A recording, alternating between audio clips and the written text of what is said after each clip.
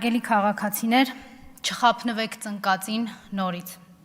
Չխաբնվեք, որովհետև այս տարվա օգոստոսի 8-ից ձեզ նորից սկսել է համոզել, որ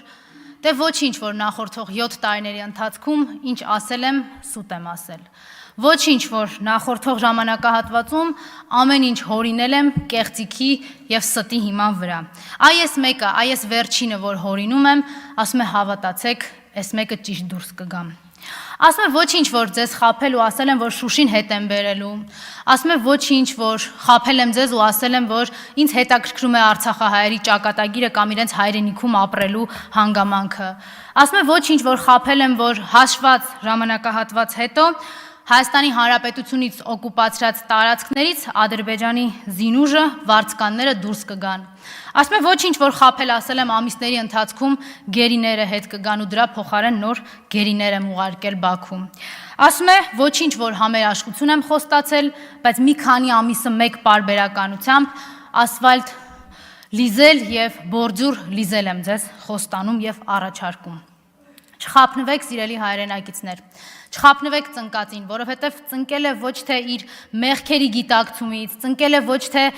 ձեր առաջ կատարած մեղքերի զգացումից, այլ ծնկել է թուրքերի եւ ադրբեջանցիների առաջ։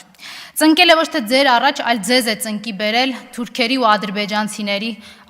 հաղթած հայ ժողովրդին դարձրել պարտված։ Ու եթե ինքը իրեն կողքից տեսներ, ինքը իր մասին կողքից խոսելու լիներ, ինքը իր բառապաշարով ասելու էր, որ ծնկել է 2018-ին, ծնկել է 2019-ին, 20-ին, 21-ին, ծնկել է 2022-ին, 23-ին, 24-ին, 25-ին, ծնկելու է 26-ին, եթե մնա։ Ու այդ մնալու համար ամեն ինչ անում եմ։ Անգամ մակում մի խեղճ ու կրակ ելույթ էր խաղում։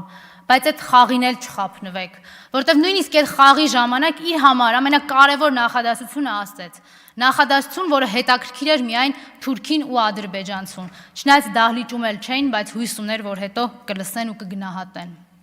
Ասեց, որ ինքը պատրաստ է Հայաստանի երազանքների ու նպատակներն արտացոլող սահմանադրությունը փոխել։ Միայն կարևոր է, որ պիտի օգնեն իրեն վերընտրվի։